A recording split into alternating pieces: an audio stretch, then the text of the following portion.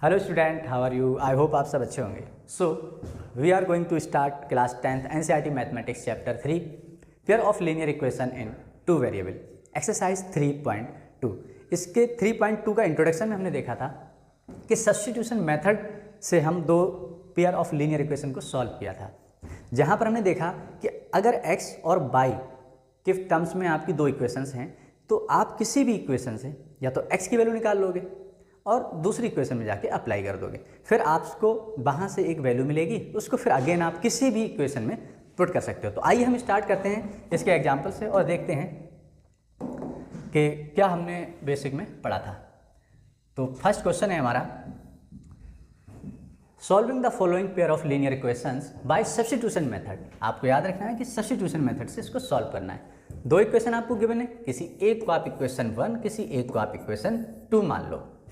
अब आपको यहाँ से हमने देखा था कि जो हल्की इक्वेशन थी जिसमें कोफिशिएंट कम थे वेरिएबल के, तो उसकी वैल्यू निकालना हमने प्रेफर की थी क्योंकि वहाँ पर इजी हो जाता था। तो यहाँ पर दोनों के साथ सेम है, तो हम लोग यहाँ से फ्रॉम इक्वेशन 1 से देख लें या 2 से देख लें, एक ही बात है, कोई भी यहाँ पर चेंजेस नहीं है क्योंकि यहाँ पर भी वैल्यू सेम 1 की फॉर्म में है, कोफिशिएंट 1 है और यहाँ पर भी 1 है।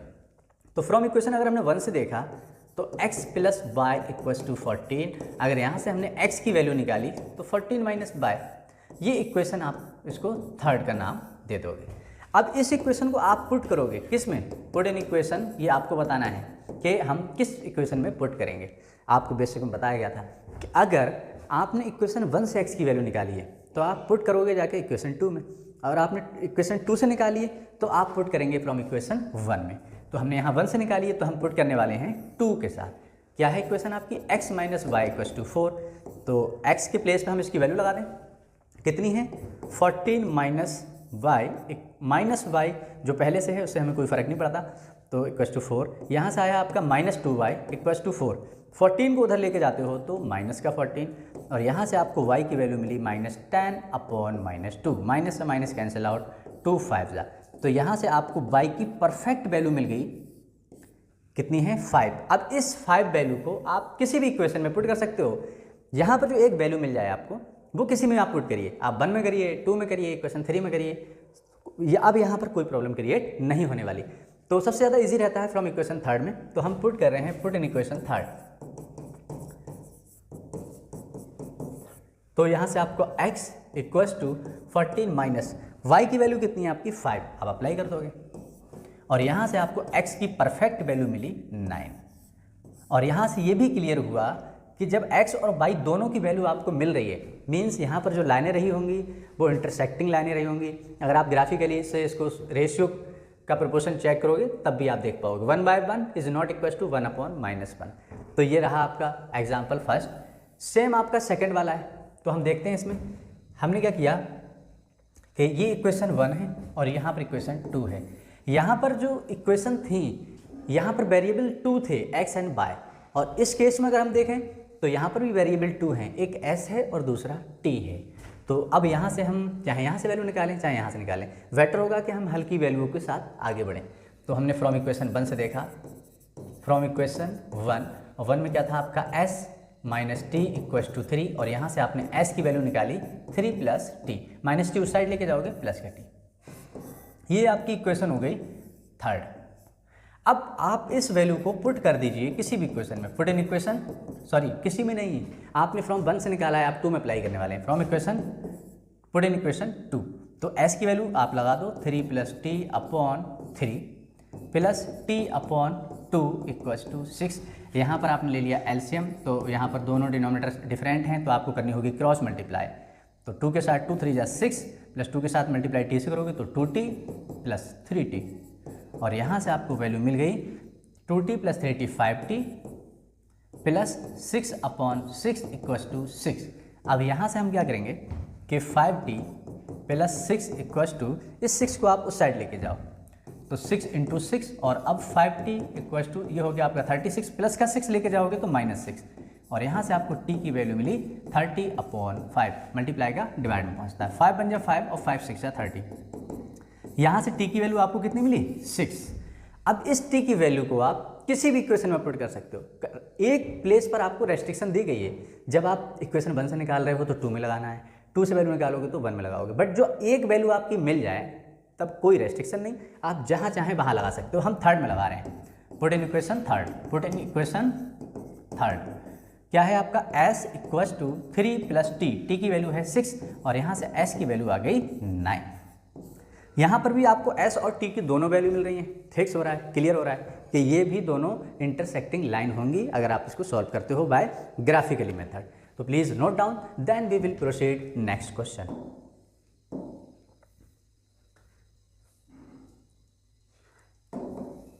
इसका थर्ड पार्ट देखते हैं और इसका हम फोर्थ पार्ट देखेंगे। तो आई होप आप कर सकते हो थर्ड वाला, बट हम देख रहे हैं कि इसको आप इक्वेशन 1 मान लो, इसको आप इक्वेशन 2 मान लो। यहाँ पर बेटर होगा कि हम y की वैल्यू निकालें क्योंकि यहाँ पर सबसे हल्का कोफिशिएंट आपका यही है, इसका 1। तो हमने लिखा फ्रॉम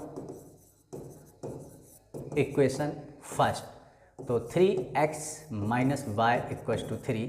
अगर हम यहाँ से 3x इस y को ही उधर ले जाएं और इस 3 को उधर ले आएँ तो माइनस का 3 इक्वल्स टू वाई, और यहाँ से आपको इक्वेशन मिल गई थर्ड।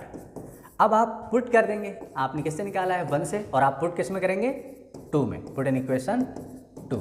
जब आपने पुट किया तो 9x माइनस 3 और y की वैल्यू आपकी कितनी है 3x माइनस 3 इक्वल्स टू 9। तो आप इसको ओपन कर लें, 9x minus 3 3 9x minus minus plus 3 3 9 equals to 9।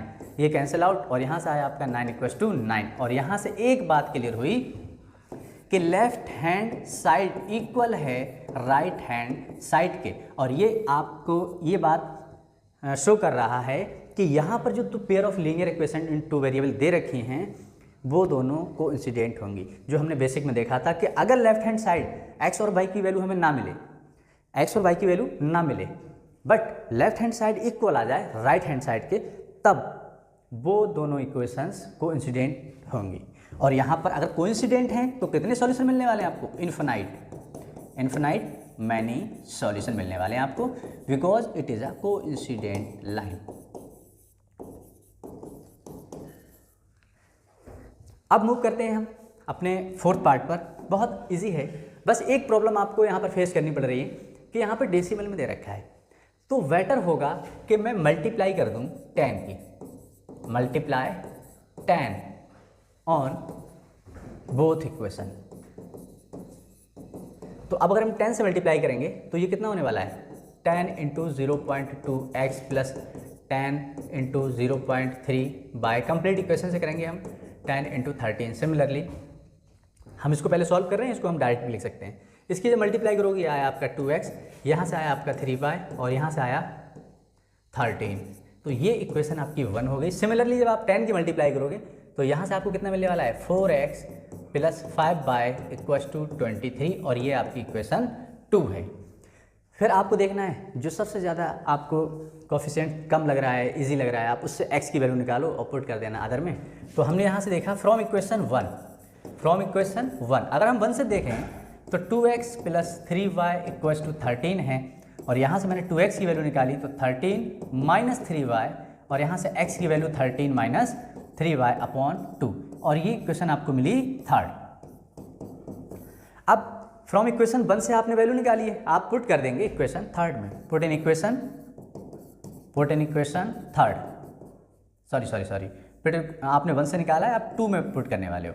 तो ये आपका 4 हो गया, x के प्लेस पे आप क्या लिखोगे 13 minus 3y upon 2 plus 5y equals to 23। यहाँ से आप इसको कट कर लीजिए, 2 2 जा 4, तो ये कितना हो गया 2 13 जा 26 माइनस 2 3 जा 6y plus 5y equals to 23।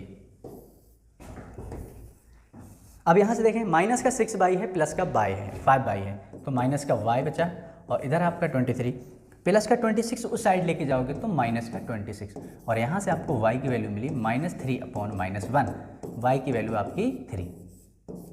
जब y की वैल्यू मिली है तो अब x भी मिलने वाला है, और यहाँ से ये क्लियर हो चुका है कि ये लाइनें दोनों इंटरसेक्टिंग लाइन होंगी। तो आप पुट कर लो, put in equation third, put in equation third में जब आप पुट करते हो तो x की वैल्यू 13 माइनस 3 इंटू वाई की वैल्यू अगेन 3 अपॉन 2, और यहाँ से आपको x मिला 13 माइनस 9 अपॉन 2, यानी कि x की वैल्यू आ गई 13 माइनस 9 आपका आता है 4/2, इससे कट करोगे और यहाँ से आपको मिला x is equal to 2। Clear होता है कि ये दोनों लाइनें इंटरसेक्टिंग लाइन थी, आपको x की वैल्यू मिली 2, y की वैल्यू मिली 3 और ये हमने सब्स्टिट्यूशन मेथड से सॉल्व किया। तो प्लीज़ आप नोट करें। अब मूव करते हैं हम इसके नेक्स्ट पार्ट पर। अब मूव करते हैं हम इसके फिफ्थ पार्ट पर। यहाँ पर बस रूट की कंडीशन दे रखी है, आप इसको इक्वेशन 1, इसको इक्वेशन 2 मान लो।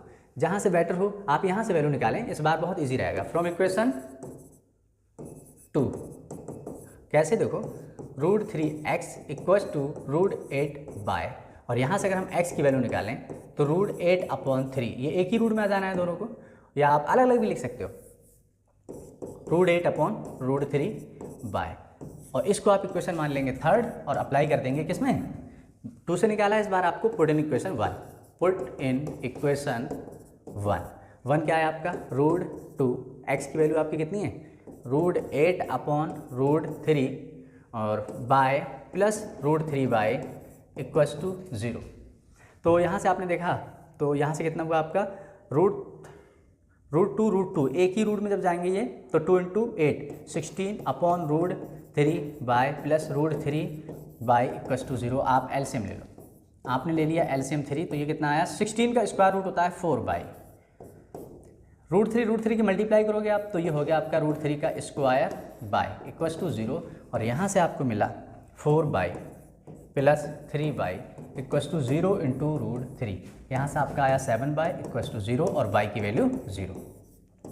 जो आपको y की वैल्यू मिली है आप पुट कर लो इक्वेशन थर्ड में, पुट इन इक्वेशन थर्ड और यहाँ से आपको मिला x इक्वल्स टू √8/√3 × 0 और x की वैल्यू 0। यहाँ पर ये दो लाइनें ओरिजिन पे इंटरसेक्ट कर रही होंगी एक दूसरे को। तो इसी के साथ आपका ये वाला क्वेश्चन भी फिनिश होता है। अब हम मूव करते हैं नेक्स्ट पार्ट पर। इसके लिए मुझे पेज को रफ करना होगा। अब हम मूव करते हैं अपने क्वेश्चन नंबर सिक्स पार्ट पर।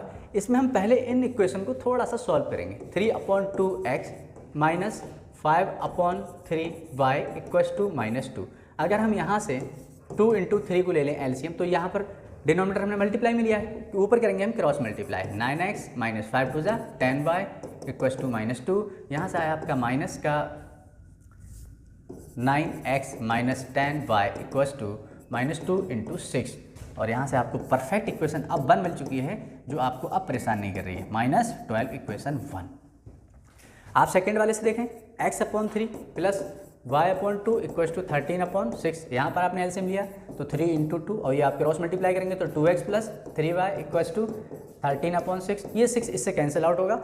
अगर आप इधर लेके जाते हो तो इधर डिनोमिनेटर में है, इधर आके न्यूमरेटर बन जाता है। तो यहाँ से आपको परफेक्ट इक्वेशन सेकेंड मिल चुकी है 13 और अब ये सेम वैसी ही इक्वेशन हो चुकी हैं जैसा कि आपने प्रीवियस क्वेश्चंस में ट्राई किया था। तो आप इसको अब आगे का पोर्शन जो है वो खुद से करके ट्राई करें और देखें क्या आंसर आ पा रहा है। ये आपका होमवर्क है। आइए अब हम मूव करते हैं नेक्स्ट क्वेश्चन पर, क्वेश्चन नंबर सेकेंड। तो आइए स्टूडेंट अब देखते हैं question number second. Solve 2x plus 3y equals to 11 and 2x minus 4y equals to -24 and hence find the value of m for which y equals to mx plus 3। Means ये आपसे क्या कहना चाह रहे हैं कि एक आपकी इक्वेशन ये है, एक आपकी इक्वेशन ये है। आपको इन दोनों को सब्स्टिट्यूशन मेथड से सॉल्व करना है। जब आप सब्स्टिट्यूशन मेथड लगा के इसको सॉल्व करते हो तब आपको क्या रिजल्ट मिलने वाला है, एक x की वैल्यू एक y की वैल्यू। जब ये दोनों वैल्यू आपको मिल जाएं and hence find the value of m, तब आपको m की वैल्यू निकालना है। वो कहां से निकलेगी, for which y equals to mx plus 3। तो अब यहां से आपको क्या करना है, सब्स्टिट्यूशन मेथड आपको आता है। एक इक्वेशन आपकी क्या है 2x plus 3y equals to 11, इसको आप इक्वेशन 1 ऐड कर लेते हो। 2x minus 4y equals to -24, ये आपकी इक्वेशन सेकेंड है। अब आपको जो इक्वेशन हल्की लग रही है, जो आपको इजी लग रहा है, जिसका कोफिशिएंट ऐसा है कि डिवीजन में ज़्यादा प्रॉब्लम क्रिएट नहीं करता, तो आप उस वेरिएबल की वैल्यू को निकाल लो। यहाँ पर सिमिलर ही है तो फिर हमने क्या किया, फ्रॉम इक्वेशन 1 से ही देखते हैं। फिर फ्रॉम इक्वेशन 1 से आपने क्या किया, x की वैल्यू को निकालना है इक्वल्स टू 11 माइनस 3y। अगर यहाँ से आप x की वैल्यू निकालते हो तो 11 माइनस 3y होल अपॉन 2। तो यहाँ से आपको क्या मिला, x की वैल्यू। और आपको बताया गया था कि किसी एक इक्वेशन से आप किसी एक वेरिएबल की वैल्यू निकालो और उस वैल्यू को किसी दूसरी इक्वेशन में आपको पुट करना है। तो अगर मैंने फ्रॉम इक्वेशन 1 से ये निकाला है तो मुझे पुट करना होगा इक्वेशन 2 में, ये इसकी रेस्ट्रिक्शन है, पुट इन इक्वेशन 2। अगर आप 2 में पुट करते हो तो 2 और x की प्लेस पे आप क्या लिखने वाले हो, 11 माइनस 3/(2) और -4 बाय इक्वल टू -24। तो यहाँ से आपने 2 से 2 कैंसिल आउट किया, ये आ गया आपका 11 माइनस 3/(4) बाय इक्वल टू -24। यहाँ से आपका आता है -7 बाय इक्वल टू -24, -11 को उधर लेके जाते हो तो सॉरी +11 उधर जाके -11, तो यहाँ से आपकी वैल्यू मिली -35/7, और वो भी माइनस का है, माइनस से माइनस कैंसिल आउट, 7 5 जा। तो यहाँ से आपको y की वैल्यू कितनी मिल गई, 5। अब जब आपकी y की वैल्यू किसी एक वेरिएबल की वैल्यू मिल जाए, अब आप किसी भी इक्वेशन में लगा सकते हो, 1 में लगा सकते हो, 2 में, 3 में, आपको सेकेंड वैल्यू निकालने के लिए बेटर ऑप्शन होता है कि आप इक्वेशन थर्ड में लगा लें। Put in equation third, put in equation third क्या है आपका x इक्वल टू 11 माइनस 3 और y की वैल्यू आपकी कितनी है, 5/2। ये x की वैल्यू, जो y की वैल्यू निकाली आप किसी में भी अप्लाई कर सकते हो, यहां पर लगाने से बहुत इजीली मिल जाता है। देखो कैसे मिल रहा है, x इक्वल टू 11 माइनस 3 15/2 और यहाँ से आपको x की वैल्यू -4/2 मिली, इससे आपने इसको कैंसिल आउट किया और x की वैल्यू आ गई -2। अब यहाँ से आपको x और y की दोनों वैल्यू मिल चुकी हैं। अब आपको क्या करना है, जो आपकी गिवन लाइन इक्वेशन है उसमें आप इनकी वैल्यू को पुट कर दो और देखते हैं कि x, y के जो कोऑर्डिनेट आपको मिले हैं वो कितना है, 5, -2 at y equal to mx plus 3। अब ये आप करते हो तो y की वैल्यू कितनी, -2, x की वैल्यू कितनी है आपकी, 5 + 3। अब यहां से हम देखें तो 5m + 3 को इस साइड लेके आओगे तो ये -3 हो जाएगा और यहाँ से आपको value milli -5m equal to -5 और m इक्वल टू -5/5। 5 से 5 कैंसिल आउट हुआ, m की वैल्यू -1। ये इस टाइप का क्वेश्चन था जिसको आप ऐसे कर सकते थे। क्या करना था, दो इक्वेशन गिवन थी, दोनों इक्वेशन में से आप किसी एक इक्वेशन से एक वेरिएबल की वैल्यू निकालनी थी, किसी दूसरी इक्वेशन में अप्लाई करनी थी और उसके बाद आपको परफेक्टली एक वैल्यू मिलती थी जो x या y की होती थी। उस वैल्यू को आप किसी भी इक्वेशन में अप्लाई करते थे, आपको दूसरा भी वेरिएबल मिल जाता था। और यहाँ पर दोनों जब वेरिएबल मिल जाए उसके बाद उन्होंने कहा है इसके बाद आपको करना क्या है कि एक ये इक्वेशन और गिवन है, तब आप हमें m की वैल्यू बताइए। तो उन दोनों पॉइंट को हमने सेटिस्फाई करा दिया। ये क्लियर होता है यहाँ से कि जैसा कि इन दोनों लाइनों का कहीं ना कहीं इंटरसेक्शन था, उसी इंटरसेक्शन से ये लाइन भी जा रही थी, अदरवाइज ये वैल्यू दोनों इस पे सेटिस्फाई नहीं करेंगी। तो please note down, then we will proceed next question.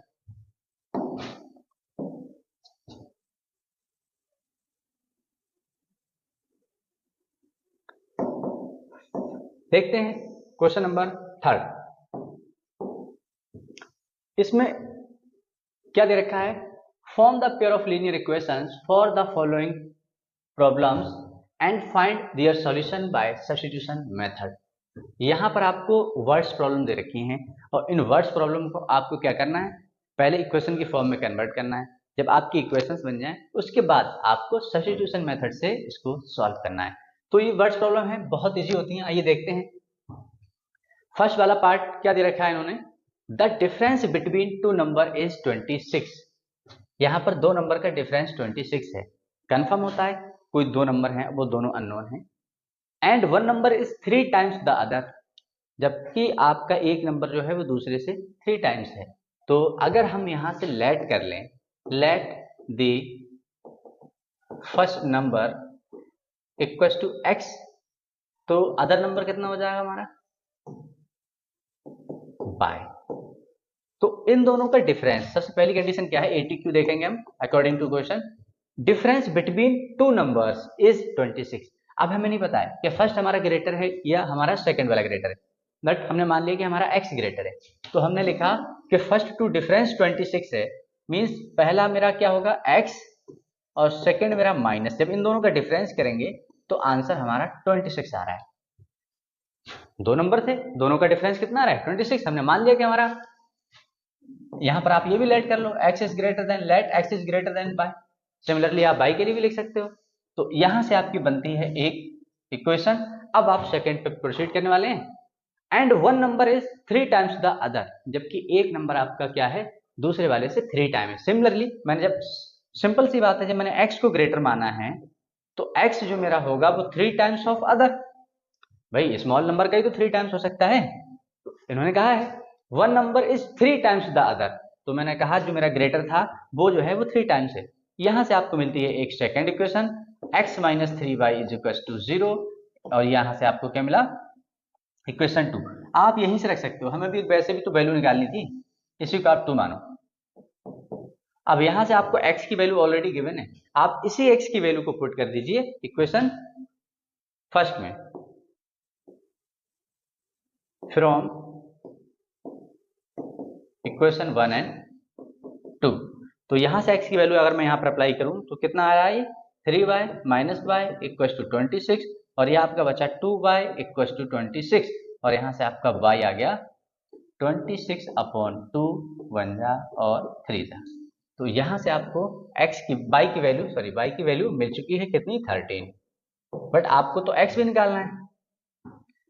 अब इस y की वैल्यू को हम पुट कर दे रहे हैं फ्रॉम इक्वेशन 2 में, पुट इन इक्वेशन 2। जब ये y की एक परफेक्ट वैल्यू मिल जाती है, आप किसी में भी अप्लाई कर सकते हो, यहां पर भी लगा सकते हो, तो यहां से भी आपका आंसर आ जाएगा। बट यहाँ पर इजी है क्योंकि 2 ही वैल्यू हैं, तो आपको यहाँ अप्लाई करना ज़्यादा इजी रहेगा। तो x इक्वल टू 3 इंटू 13, तो x इक्वल टू 13 3 जा 39,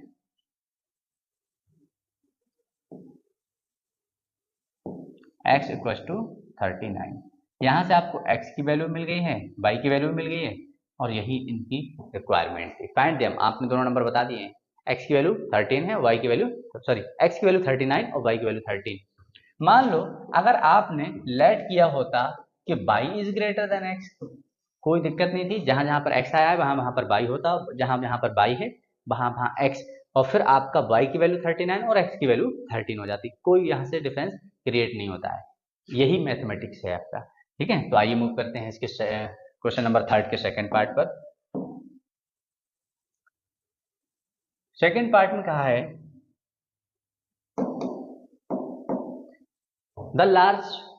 the larger of two supplementary angles exceed the smaller by 18 degrees, find them। यहां पर सप्लीमेंट्री एंगल की बात की गई है, तो आपको पता है कि हमारा सप्लीमेंट्री एंगल क्या था, सप्लीमेंट्री एंगल क्या था आपका, कि इसमें 2 एंगल होते थे, तो angle A plus angle B का सम 180 होता था। सिमिलरली आपका एक कॉम्प्लीमेंट्री था, कॉम्प्लीमेंट्री क्या था, कॉम्प्लीमेंट्री एंगल क्या था आपका, angle A plus angle B equal to 90 degree. तो हमें इसके बारे में बात नहीं करनी है अभी, हमें सप्लीमेंट्री के बारे में जानना है। तो यहाँ पर इन्होंने कहा है the larger of 2 supplementary angles, जो आपका एक सप्लीमेंट्री एंगल बन रहा था उसमें जो लार्जर एंगल था exceed the smaller by 18 degree. तो सबसे पहली कंडीशन, मैंने 2 एंगल थे लेट, तो हम पहले तो लेट कर लेंगे, let first angle equal to x degree, और सेकेंड एंगल आपने कितना मान लिया,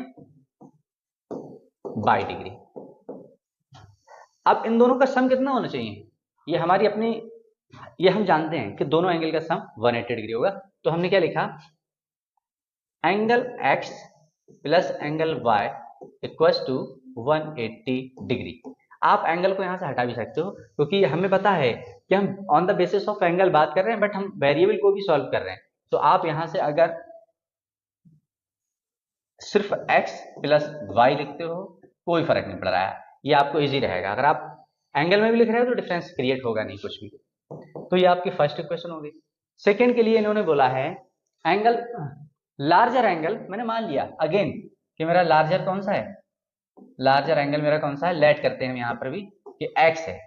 तो यहाँ पर जो x एंगल था वो एक्सीड कर जाता है कितना, स्मॉलर से 18 डिग्री, स्मॉलर कितना था y। तो अगर ये एक्सीड कर गया तो या तो आप इसमें से -18 कर दो तब ये इक्वल हो जाएंगे, या फिर आप इसमें +18 ऐड कर दो तभी भी ये इक्वल हो सकते हैं, क्योंकि जितना एक्सीड किया है या तो आप उतना उसमें से माइनस कर दो तो क्लियर हो सकता है, या फिर उसमें से आप माइनस, उसमें अपोजिट वाले में प्लस कर दो। तो यहां से अगर हम देखें तो x minus y equal to 18 degree, और ये आपकी इक्वेशन हो गई 2।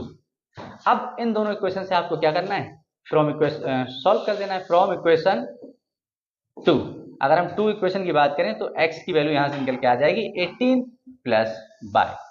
इसको आप चाहो तो इक्वेशन 3 मान सकते हो, और इसको आपको क्या करना है, पुट कर देना है इक्वेशन 1 में।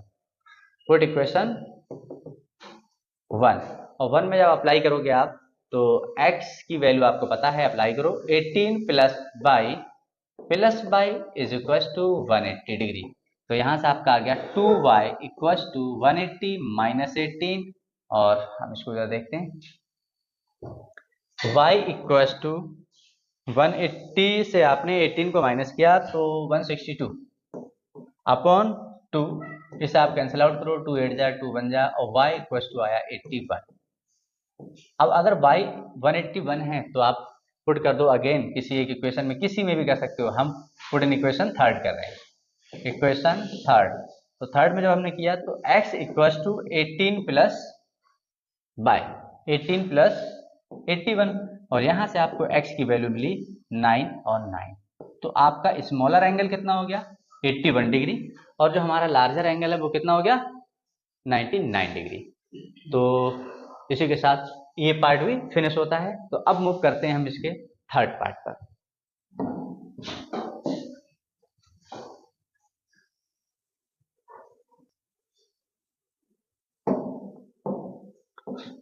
देखते हैं इसका थर्ड पार्ट।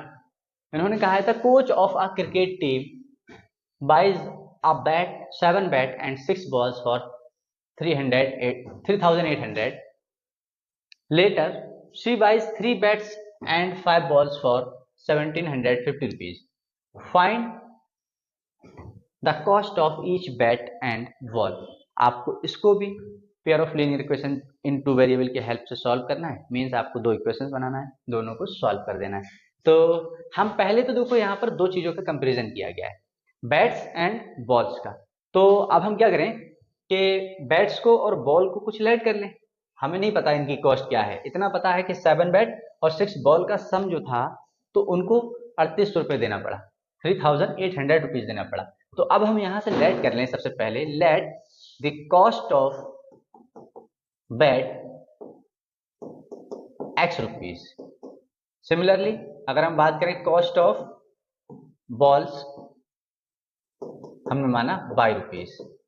अब हम कंडीशन बनाते हैं, 7 बैट लिए और 6 बॉल कितने रुपए की, 3800 रुपए। तो अगर मैं ये नंबर ऑफ क्वांटिटी में मैं उसके कॉस्ट से मल्टीप्लाई करा दूं, यहां पर भी सिमिलर, तो उसका हमें परफेक्ट सॉल्यूशन मिल जाएगा दोनों का सम करके।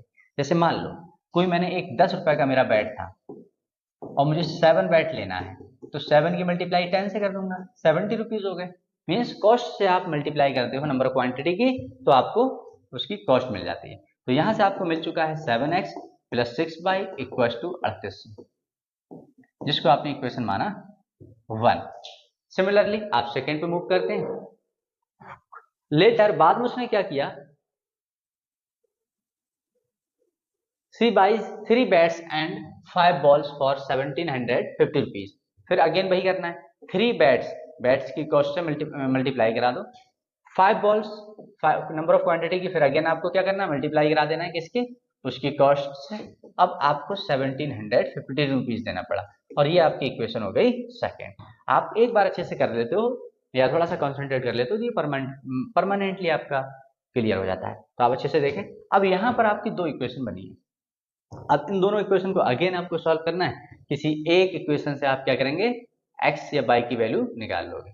फ्रॉम इक्वेशन देखते हैं भी किससे, जो ज्यादा इजी रहे, मुझे लग रहा है ये थोड़ा सा इजी रहेगा, तो हम इसी को देख के चलते हैं। फ्रॉम इक्वेशन 2 गेटिंग, लिख भी सकते हो आप, to getting value, the value of x ही निकालेंगे। तो हमने क्या किया, 3x equal to 1750 rupees minus 5 y, अब आप x की वैल्यू निकालते हो तो 1750 माइनस 5 बाई अपॉन 3। तो यहां से आपको एक इक्वेशन मिल गई थर्ड, या हम ये भी कह सकते हैं कि x की वैल्यू है ये इन टर्म्स ऑफ y। आप इसको पुट कर देंगे फ्रॉम 2 से निकाला है आपने, तो अप्लाई करेंगे फर्स्ट में जाकर। पुट इन इक्वेशन फर्स्ट में क्या है देखो आपका 7, x के प्लेस पे आप इसकी वैल्यू लगा दो। 1750 माइनस 5 बाय अपॉन 3, और क्या है आपका प्लस 6 बाय इक्वल टू 3800।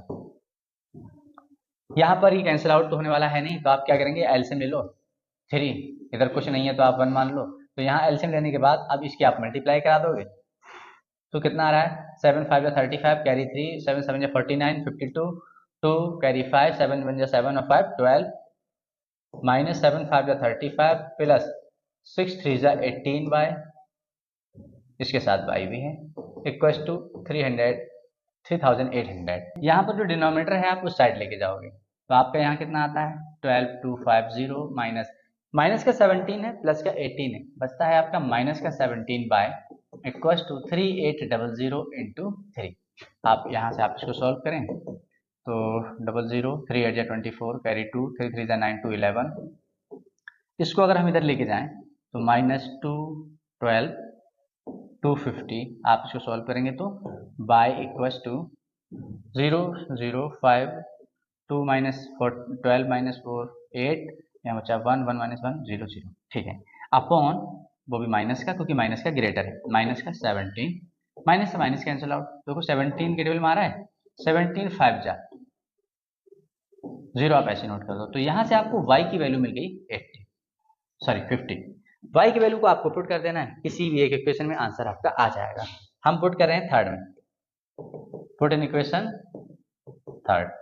तो थर्ड में अगर हम पुट करते हैं तो x equal to 1750 minus 5 into 50 upon 3, और यहाँ से आपका कितना आ गया 1750 माइनस 250 अपॉन 3। तो यहाँ से आपका अगर ये करते हैं तो 1500 अपॉन 3 और इससे आप कैंसिल आउट करते हैं 3 5 जा तो ये 500। आंसर आपका आ रहा है 500। तो आपका जो x है क्या था बैट, तो बैट आपका कितने रुपीज का है 500 का है, और आपकी बॉल कितने की है 50 रुपीज की है। तो इस टाइप से आप इस क्वेश्चन को करना था। तो आइए अब मूव करते हैं नेक्स्ट पार्ट पर इसके।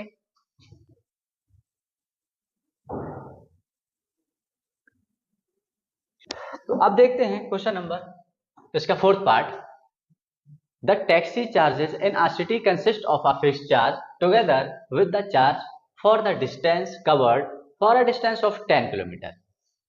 The charge paid is ₹105 and for a journey of 15 kilometer the charge paid is ₹155.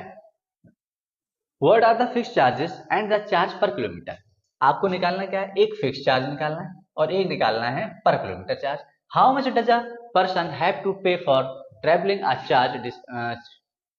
A distance of 25 kilometre. इनका कहने का ये मीन्स है कि कोई एक टैक्सी है, किसी भी सिटी में उसका चार्जेस फिक्स किए गए हैं, तो एक फिक्स चार्ज है उसका, उसके बाद अगर आप चलते हो तो पर किलोमीटर का चार्ज है। इसका मीन्स ये है कि अगर आप मान लो यहाँ से चलना स्टार्ट करते हो, यहाँ जाते हो, ओला हो गया, उबर हो गया, ऐसे बहुत सारे कंपनीज हैं जो आपको ऐसा प्रोवाइड करा रही हैं।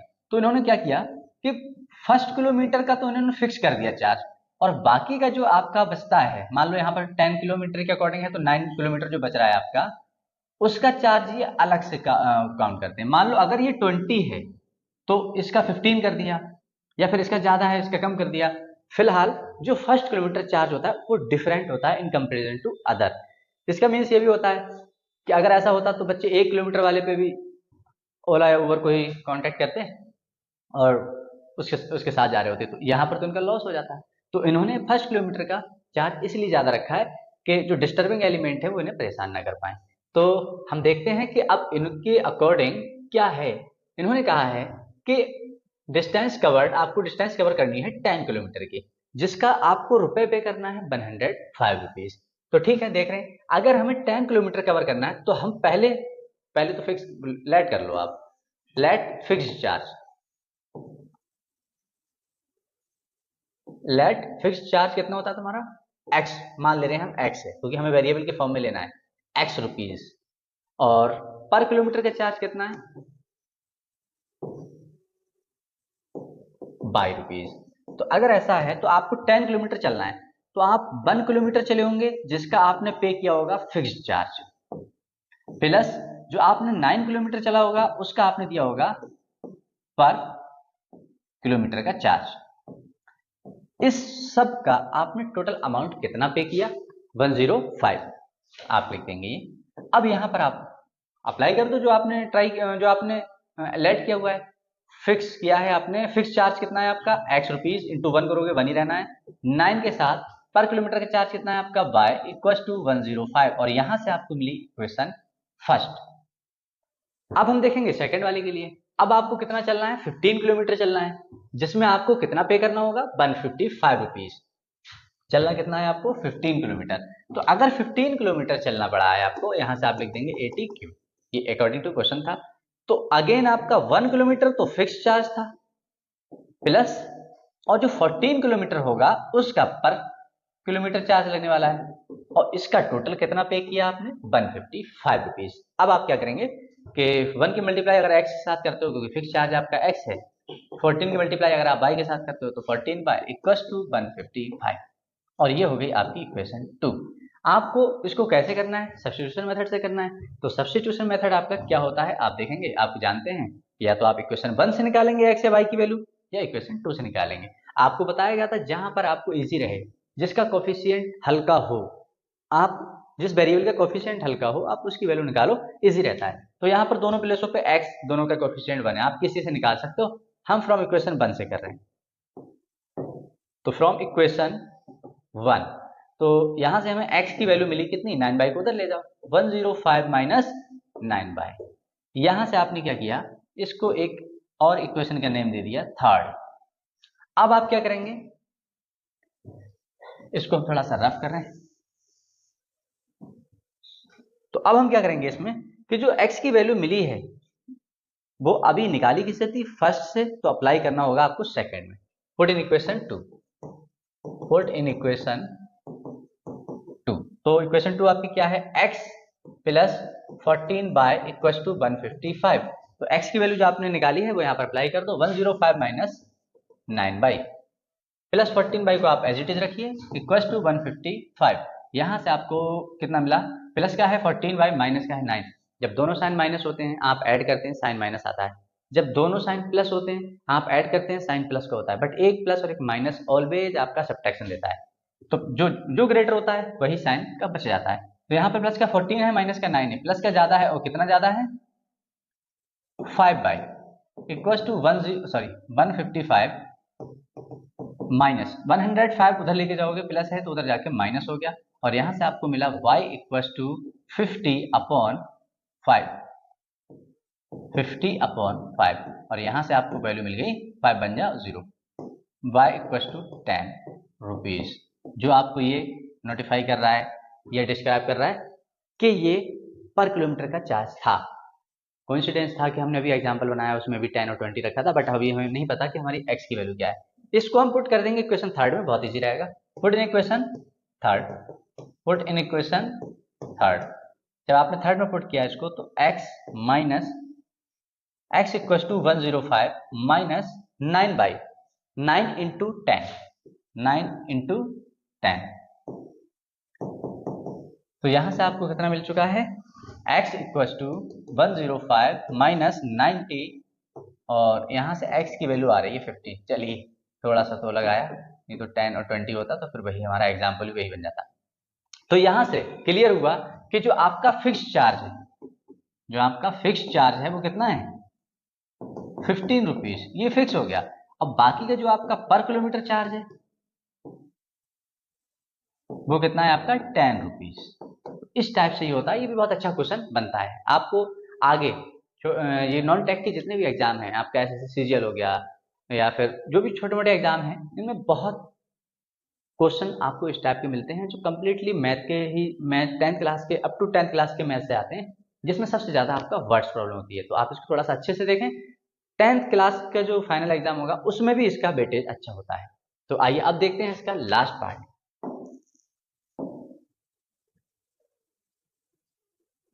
अभी 2 पार्ट इसके बाकी हैं, अभी हमें देखना है 5th पार्ट। 5th पार्ट में क्या कहा है इन्होंने, a fraction becomes 9/11 if 2 is added to both the numerator and the denominator. If 3 is added to both numerator and the denominator, it becomes 5/6. Find the fraction. तो अब देखो हम क्या करने वाले हैं इसमें, यहाँ पर एक फ्रैक्शन दे रखा है और हमें नहीं पता वो फ्रैक्शन क्या है। इतना पता है कि फ्रैक्शन किसी 2 नंबर से मिलकर बना होगा। अब वो दोनों नंबर हमें नहीं पता है, मीन्स आपको लेट करना है। तो आप लेट करिए, लेट द फ्रैक्शन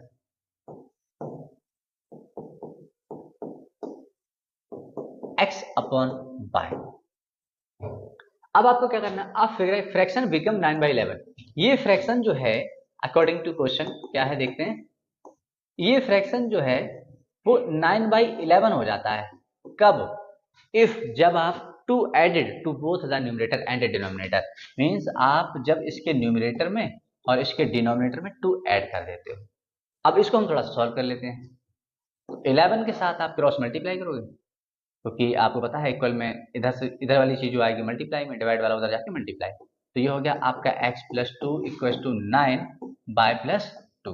तो यहाँ से आपका आया ये 11x, 11 × 2 = 22 = 9y + 9 × 2 = 18। तो 9y को इधर ले आओ, तो 11x - 9y = 18 प्लस का 22 उधर लेके जाओगे -22। तो यहाँ से मिला आपको 11x - 9y = -4, इक्वेशन नंबर 1। अब आप इसकी सेकंड कंडीशन को देखिए, इन्होंने कहा है if 3 is added to both numerator and denominator, means उसी फ्रैक्शन में अगर हम क्या करें 3 ऐड कर दें न्यूमरेटर में और डिनोमिनेटर में, तब आपका फ्रैक्शन बिकम्स 5/6। कितना हो जाता है, 5/6 हो जाता है। अगेन आपको सॉल्व कर लेना है। 6 के साथ आपका x + 3 और 5 के साथ आपका y + 3। अब आप इसको सॉल्व करेंगे तो ये कितना आया आपका 6x + 3 = 18 = 5y + 3 = 15। अब आप यहाँ से इसको सॉल्व कर लें तो 6x - 5y = 15 - 18 और यहाँ से आया 6x - का 5y = -3, इक्वेशन नंबर 2।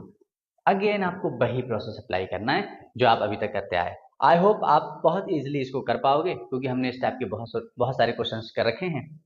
और आप करें, आपको 1 मिनट का टाइम दिया जाता है, आप टाइम उसको पॉज कर सकते हैं, पॉज करके आप इसको कंटिन्यू करें और जब ना हो तब हम देखते हैं।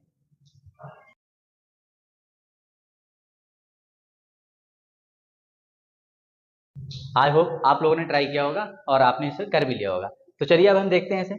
हमने चाहे हम इक्वेशन 1 से चाहे इक्वेशन 2 के साथ किसी से भी एक की वैल्यू निकालें जो आपको इजी लग रहा है। 11 9 थोड़ा सा बड़ा है और 5 और 6 थोड़ा इजी है, तो इस बार हम फ्रॉम इक्वेशन 2 से उठाते हैं।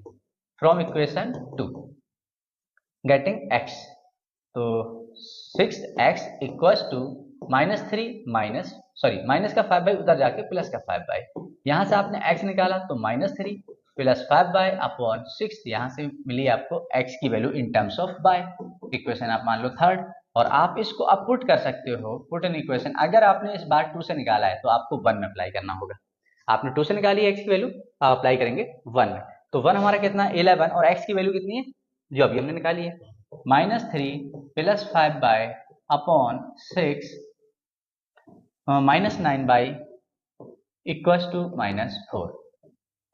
अब आप इसको सॉल्व कर लें और देखते हैं क्या आ रहा है। यहाँ पर हमें लग रहा है कि हमें एलसीएम लेना होगा, 6 हमें परेशान कर रहा है, तो हमने क्या ले लिया 6 का एलसीएम ले लिया। तो 11 के साथ आपका कितना आ गया -3 + 5y, माइनस का साइन है माइनस लगाओ, यहाँ पर इसके अपॉन में 1 है तो आपको 9 6 या 54y = में कितना आ रहा है आपका -4। यहाँ से आपको मिला -33, 11 3 33 प्लस 11 5 55y -54y = -4 इंटू 6 को आप उधर लेके जाओगे तो मल्टीप्लाई। यहाँ से आपको मिला सिर्फ y = 6 4 -24, और यहाँ से आपका -33 जब उधर जाता है तो प्लस का 33, और यहाँ से y की वैल्यू मिली कितनी 639। यहाँ से आपको मिला y की वैल्यू कितनी है 9 है। और अब आप x भी निकाल सकते हो, put in equation anything, put in equation. हम यहाँ पर 3rd में कर रहे हैं। 3rd में करने से फायदा क्या होगा कि डायरेक्टली हमारी वैल्यू निकल जाएगी। -3 प्लस 5 इंटू 9/6। तो यहाँ से x की वैल्यू आई -3 प्लस 9 5 जा 45/6 और यहाँ से आपने निकाला तो x इज इक्वल टू 42/6 7 जा। तो यहाँ से आपको x की वैल्यू मिली 7। क्लियर है कि x की वैल्यू 7, y की वैल्यू आपका 9 है। इट मीन्स कि आपका जो फ्रैक्शन बना है, जो एक्चुअल में जो फ्रैक्शन आपका गिवन था वो कितना था, x/y मीन्स 7/9। इस टाइप से आपको इसको करना था। आइए मूव करते हैं इसका लास्ट पार्ट, जो बहुत अच्छा एक क्वेश्चन है आपके लिए। इन्होंने कहा है 5 years hence। ये इसलिए खास और बन जाता है कि ये एज प्रॉब्लम है और एज प्रॉब्लम एक अलग ही स्टैंडर्ड रखती है अपना। तो आइए देखते हैं। 5 years hence the age of Jacob will be 3 times that of his son. 5 years ago Jacob's age was 7 times that of his son. What are their present age? हमें नहीं पता कि इन दोनों की प्रेजेंट एज क्या है। एक अब यहाँ पर दो लोगों का कंपैरिजन किया गया है, एक जैकब का किया गया है और एक उसके सन का। तो हम पहले तो लेट करेंगे, let the present age of Jacob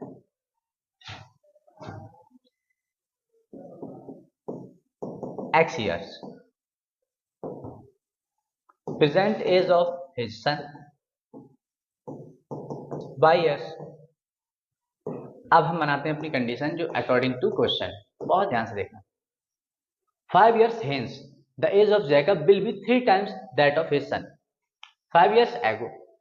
अब यहाँ इसका मीन्स है कि 5 years hence, अब से 5 साल बाद जैकब की एज जो है वो 3 टाइम हो जाएगी उसके सन से। तो हम यही लिख रहे हैं। अगर हम 5 years hence देखें, 5 years hence, तो इसका मीन्स क्या है कि जो जैकब था, यहां हम लिख सकते हैं हिज सन, तो उसका कितना हो जाएगा x + 5 और ये कितना हो जाएगा y + 5। अगर हम 5 साल बाद देखते हैं तो जैकब की, अगर अभी आपकी 10 years एज है, 20 years एज है, तो 20 years में 5 साल के बाद आपकी 25 होने वाली है। और एक बच्चा था, अगर मान लो उसकी 10 years है तो उसकी भी 5 साल के बाद 15 years हो जाएगी। तो आप दोनों में ऐड कर देंगे वो 5 years। अब आपने क्या करना है, इन्होंने बोला है the age of Jacob will be 3 times, ये 3 टाइम हो जाता है अपने सन से। सिंपल सी बात है कि जैकब की एज ज्यादा होगी, उसके लड़के की एज कम होगी। तो जिसकी एज कम है और आपको दोनों को इक्वेट करना है, तो सिंपल सी बात है कि आप जिसकी एज कम है उसकी मल्टीप्लाई करोगे तब वो उसके इक्वल होगा। यहां से आपकी बनती है एक इक्वेशन जिसको आप स्टैंडर्ड फॉर्म में बना लोगे। 3/, 3 5 जा 15, आप बाई को उधर ले आओ तो x - 3/, इक्वल्स टू 15 - 5 और यहां से मिला आपको x - 3/, equals to 10, equation 1। Similarly आप अब बनाओगे सेकेंड कंडीशन। अब इन्होंने क्या कहा, 5 years ago, 5 years ago की अगर हम बात करें, 5 years ago 5 साल पहले की अगर आप बात करोगे, तो जो जैकब की एज है और हिज सन, तो जैकब की एज कितनी हो जाएगी 5 साल पहले, x - 5 और उसके सन की कितनी हो जाएगी y - 5। ठीक है, आगे क्या कहा, Jacob's age was 7 times that of his son. Jacob की जो एज थी वो उसके सन से 7 टाइम थी। अब आप इसको अगेन सॉल्व कर लेंगे, यहां से आपको 2 इक्वेशन मिल चुकी हैं, फिर सॉल्व कर दोगे से सब्स्टिट्यूशन मेथड से आंसर आ गया है 7y - 7 5 जा 35। आप बाई को उधर ले आओ तो x - 7y equals to -35, minus का 5 उधर लेके जाओगे तो प्लस का 5। यहाँ से आपको मिला x - 7y equals to -30, equation number 2। Again आपको सब्स्टिट्यूशन मेथड लगाना है, जो इक्वेशन आपको हल्की लग रही है आप उसे निकाल लो। तो यहाँ पर x का कोएफिशिएंट इधर भी 1 है, उधर भी 1 है, इधर 3 है, उधर 7 है, तो किसी एक को देखना होता है, आप जिससे चाहो उससे निकाल सकते हो। तो हम निकाल रहे हैं फ्रॉम इक्वेशन 2 से निकाल ले रहे हैं, फ्रॉम इक्वेशन 2। अगर हम x की वैल्यू निकालें तो -30 + 7y, और ये इक्वेशन मेरी हो गई थर्ड। और यहां से मैं क्या करूंगा, इस इक्वेशन को, अब अगर मैंने 2 से निकाला है तो मुझे किस में अप्लाई करना है, 1 में। Put in equation 1, put in equation 1।